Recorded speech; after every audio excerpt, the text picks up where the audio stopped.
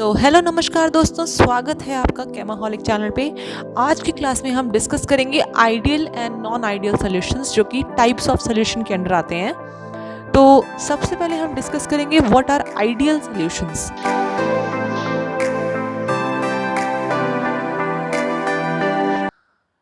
Ideal solutions are दो solutions जो कि रॉल्ड्स लॉ, जो कि हमने लास्ट क्लास में डिस्कस किया है, उसको फॉलो करते हैं किसी भी कॉन्सेंट्रेशन पे। तो उस मिक्सचर ऑफ सॉल्यूशंस को हम कहते हैं ideal solution. Other side non ideal solutions उसे कहते हैं is completely the opposite, the solutions which do not obey the Raoult's law, और उनका जो वेपर प्रेशर होता है इज आइदर लेस और more than the ideal solution. कहने का मतलब है जो हमारा रॉल्ड्स लॉ का फॉर्मूला था which says that PA is equal to P naught AXA, and similarly for PB is PB is equal to P naught B XB। अगर हमें सोल्यूशन का निकालना हो तो हमारे पास फॉर्मूला आता है P naught AXA plus P naught B XB। तो आइडियल सॉल्यूशंस के केस में total vapour pressure of solution, individual liquids का जो वेपर प्रेशर है उनका अगर हम अलजेब्रिक सम करें इक्वल आता है। So this formula is obeyed in case of ideal solutions। ideal solutions के केस में ये formula totally obey होता है, दोनों की वैल्यूज इक्वल आती हैं। Solution as well as individual liquids को का अगर हम वेपर प्रेशर कैलकुलेट करके उनका सम करें, ऑन दी अदर साइड जो नॉन आइडियल सॉल्यूशंस हैं उस केस में either this value is more than this और this value is more than this. तो ये वैल्यू किसी केस में ज़्यादा आती है, सॉल्यूशन की कम आती है, ज़्यादा आती है, तो उसके दो केसेस बनते हैं अलग। एक के केस में पॉजिटिव डेविएशन, दूसरे केस में नेगेटिव डेविएशन, जो कि हम आगे पढ़ेंगे। तो सबसे पहले हमें ये समझना है कि आइडियल सॉल्यूशंस किसे कहते हैं, जो कि रॉल्ड्स लॉ को फॉलो करें। अब हम बात करेंगे इंटरमॉलिक्यूलर फोर्सेस ऑफ अट्रैक्शन की। तो हमें पता है कि अगर हम सपोज सोल्यूशन ए लेते हैं, अगर हमने उसको सेपरेटली इंडिविजुअली रखा है तो उस सोल्यूशन के पार्टिकल्स, ए सोल्यूशन के पार्टिकल्स के बीच में जो फोर्सेस हैं, intermolecular forces of attraction between molecules of A in the pure form, क्योंकि इस केस में ये मैं इंडिविजुअल ले रही हूँ। सिमिलरली मैं लूंगी अपना सोल्यूशन बी। अब मेरे पास एक लिक्विड ए है और एक मेरे पास लिक्विड बी है, इन दोनों को मैंने मिक्स करके एक बीकर में पुट किया है, तो मेरे पास मिलेगा एक नया सॉल्यूशन जिसमें ए के पार्टिकल्स और बी के पार्टिकल्स दोनों मिक्स हैं। उस केस में मेरे पास ए और बी सिंस दोनों मिक्स हैं, दोनों पार्टिकल्स, तो दोनों के बीच में भी इंटरमॉलिक्यूलर फोर्सेस अब हो जाएंगी। तो आइडियल सॉल्यूशंस के केस में intermolecular forces between component A and B separately को अगर मैं अलजेब्रिक सम करूं, की value is exactly equal to the intermolecular force of attraction between A and B particles, जो कि मैंने इन दोनों को मिक्स किया सोल्यूशन में। तो आइडियल सोल्यूशन में ये चीज़ फॉलो होती है। तीसरी कैरेक्टरिस्टिक्स है वॉल्यूम से रिलेटेड। तो वॉल्यूम आइडियल सोल्यूशन में ना ही इंक्रीज होता है ना ही डिक्रीज होता है। तो वॉल्यूम चेंज जो वैल्यू है दैट इज डेल्टा वी, वो हमारे पास आती है ज़ीरो। ये डेल्टा वी क्या है? ये डेल्टा वी है delta V mixing, it is equal to zero. So जो मेरा ये V2 है ये क्या है? ये है my volume of solution, and this V1 is मेरा volume of component A plus B। तो अगर मैंने सपोज A का कंपोनेंट 10 ml मैंने इनिशियली में लिया था, B liquid is also 10 ml और you can make it 12 may be, तो जो मेरा टोटल सोल्यूशन का वॉल्यूम है वो एग्जैक्टली 22 ml ही है, कोई भी वॉल्यूम में चेंज नहीं आया।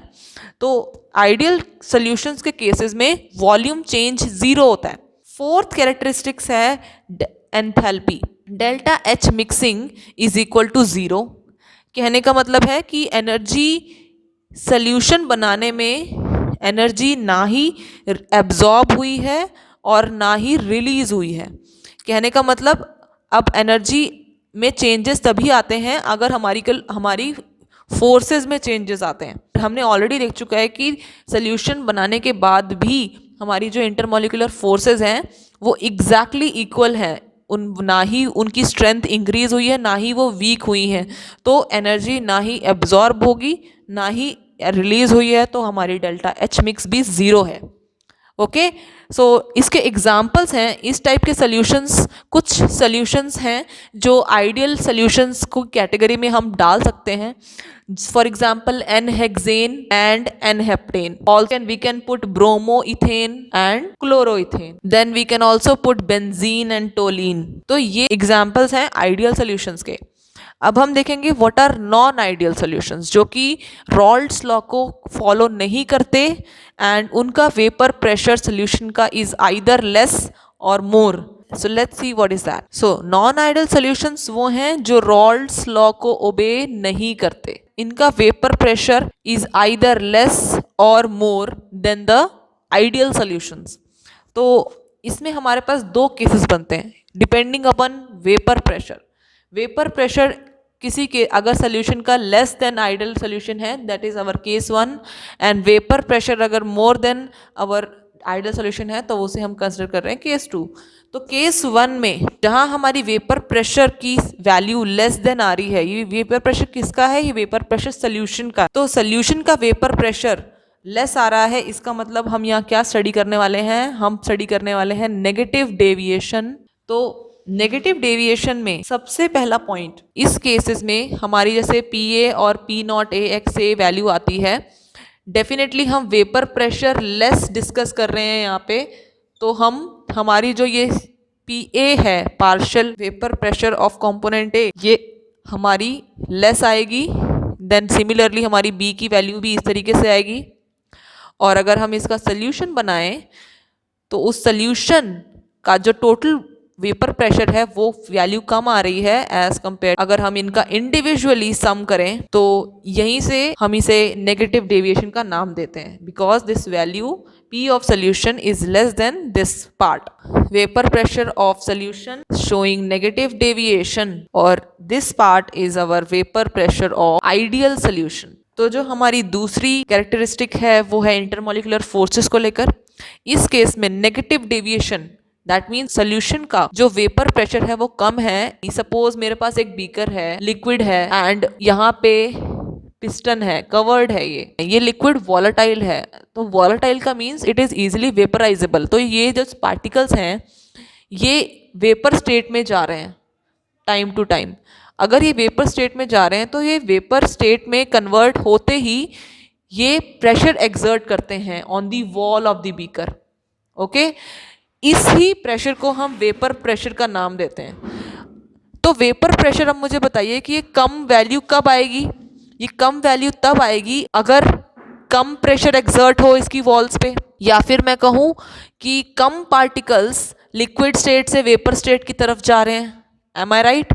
तो अगर कम पार्टिकल्स हमारे लिक्विड स्टेट से वेपर स्टेट की तरफ जा रहे हैं तभी वो कम प्रेशर एक्सर्ट कर पाएंगे। इसका मतलब कोई एक ऐसी चीज़ है जो लिक्विड स्टेट से वेपर स्टेट में उन्हें कन्वर्ट नहीं होने दे रही है। तो हम सबको पता है कि लिक्विड स्टेट में इंटरमॉलिक्यूलर फोर्सेस स्ट्रांग होती हैं as compare to vapour state. इसका मतलब जो हमारे AB सोल्यूशन बन रहा है यहाँ पे, उसके पार्टिकल्स के बीच में जो इंटरमॉलिक्यूलर फोर्स है वो काफ़ी स्ट्रांग है, इसीलिए वो वेपर स्टेट में कन्वर्ट नहीं हो पा रहे हैं। और यही रीजन है उनका कम वेपर प्रेशर का। तो इनकी जो फोर्सेस हैं ये AA और BB की, ये इनकी स्ट्रेंथ कम है एज कंपेयर टू दिस। अब चलते हैं थर्ड कैरेक्टरिस्टिक्स की तरफ, जो ये कहता है वॉल्यूम चेंज ऑन मिक्सिंग है ये लेस देन 0 है। ये इसलिए वैल्यू आई है क्योंकि यहाँ पे V2 की वैल्यू V1 से कम है। अगर हमारे पार्टिकल्स के बीच में इंटरमॉलिक्यूलर फोर्सेस स्ट्रांग रहेंगी तो डेफिनेटली उनका जो वॉल्यूम है, स्पेस, वो कम लेंगी क्योंकि they are more closer to one another. वो अब एक दूसरे के बहुत पास हैं। अगर वो एक दूसरे के बहुत पास है तो डेफिनेटली जो उनका वॉल्यूम होगा वो कम होगा एज कंपेयर टू V1, जो कि हमारे नॉर्मली लिक्विड्स के बीच में पार्टिकल्स का डिस्टेंस है। इसी की वजह से हमारी जो डेल्टा V की वैल्यू है वो लेस देन 0 आ रही है, या फिर हम इसे नेगेटिव कहते हैं। अब हम चलेंगे फोर्थ कैरेक्टरिस्टिक्स की तरफ। सेज डेल्टा H मिक्स की वैल्यू आती है हमारी नेगेटिव। अब डेल्टा H नेगेटिव कब होता है, या हम ये भी कह सकते हैं it is less then 0। Delta H तभी नेगेटिव होता है जब एनर्जी रिलीज होती है। अब एनर्जी रिलीज कब होती है? एनर्जी रिलीज तब होती है जब कोई स्ट्रॉन्ग बॉन्ड बना हो। तो इसके कुछ एग्जाम्पल्स हैं नॉन आइडियल के नेगेटिव डेविएशन के हम ले सकते हैं क्लोरोफॉर्म और एसीटोन का मिक्सचर। एसीटोन के जो पार्टिकल्स हैं इंडिविजुअली उनके बीच में van der Waals force of attraction है। सिमिलरली जो क्लोरोफॉर्म के पार्टिकल्स हैं उनके बीच में भी van der Waals force of attraction की फोर्सेस हैं जो कि काफी वीक हैं। बट जब ये दोनों लिक्विड्स मिक्स होते हैं, जब दोनों के पार्टिकल सोल्यूशन में होते हैं, तब इन दोनों के बीच में हाइड्रोजन बॉन्डिंग क्रिएट होती है, अगेन स्ट्रॉन्ग है। तो this is an example of negative deviation. So ऐसे ही कुछ एग्जाम्पल्स आप और ले सकते हैं। तो non ideal solutions negative deviation का ग्राफ कैसे दिखता है, लेट्स सी। ये देखिए, ये जो आपके सामने ग्राफ है ये है आइडियल सोल्यूशन का। सारे टर्म्स वैसे के वैसे ही हैं। नेगेटिव डेविएशन अगर शो हो रहा है हमारे सोल्यूशंस में, तो ये पी ए और पी बी जो आपको स्ट्रेट लाइंस, और ये पी सोल्यूशन की जो आपको स्ट्रेट लाइन दिख रही है, ये हमारा जो ग्राफ आएगा नेगेटिव डेविएशन में, ये इस वैल्यू या इस लाइन से नीचे कर्वी शेप में आएगा। सिमिलरली जो हमारा सोल्यूशन का ग्राफ है वो भी इसकी वैल्यू कुछ इस तरीके से आएगी। तो ये ग्राफ हमें कुछ इस तरीके से दिखेगा, जो इनिशियली स्ट्रेट लाइन था but now it is like this. Clearly visible है कि it is showing negative deviation from ideal solution. अब हम देखेंगे पॉजिटिव डेविएशन क्यों होता है और कौन से ऐसे सोल्यूशंस हैं जो पॉजिटिव डेविएशन शो करते हैं। Case number 2, positive deviation. इस केस में अगेन ये भी नॉन आइडियल सोल्यूशंस हैं। रॉल्ड्स लॉ को किसी भी कॉन्सेंट्रेशन पे फॉलो नहीं करते। वेपर प्रेशर इनका नॉर्मल वैल्यू से हाई आता है। आइडियल सोल्यूशंस का जो वेपर प्रेशर आता है उससे ज़्यादा इनकी वैल्यू आती है। तो इस सोल्यूशंस में रॉल्ड्स लॉ का फॉर्मूला लेते हुए सबसे पहले कि इनकी वैल्यू पॉजिटिव डेविएशन कैसे शो करती है। हमें पता है कि पी नॉट ए एक्स ए ये एक रिलेशन है। तो पॉजिटिव डेविएशन के केस में इनका वेपर प्रेशर हाई आता है, इसका मतलब ये वाली वैल्यू ग्रेटर देन दिस आएगी। सिमिलरली हमारी पी बी की वैल्यू भी पी नॉट बी से ज़्यादा आएगी। देन हमारी जो total vapour pressure of solution है वो पॉजिटिव डेविएट हो रहा है, इसका मतलब डेफिनेटली उसकी वैल्यू भी more than P naught A X A plus P naught B X B से ज़्यादा आएगी। तो यहाँ तो हमें क्लियर हो गया कि this greater sign is showing vapour pressure of solution showing positive deviation, और जो हमारी ये साइड है ये हमें शो कर रही है vapour pressure of ideal solution. अब देखते हैं इनकी फोर्सेस कैसे वर्क करती हैं। सिंस ये पॉजिटिव डेविएशन है, कहने का मतलब उसका वेपर प्रेशर हाई है। अब वेपर प्रेशर हाई हो रहा है, सेम हमारे पास बीकर है, बट हमारे पास जो प्रेशर एक्सर्ट कर रही है ये जो वेपर स्टेट में कन्वर्ट होते हैं लिक्विड, तो ये क्या हो रही है, ये इंक्रीज हो रही है, वेपर प्रेशर की वैल्यू बढ़ रही है। अब ये वेपर प्रेशर बढ़ रहा है, कहने का मतलब ज़्यादा number of molecules vapour state में मौजूद हैं, तभी वो ज़्यादा प्रेशर एक्सर्ट कर पा रहे हैं।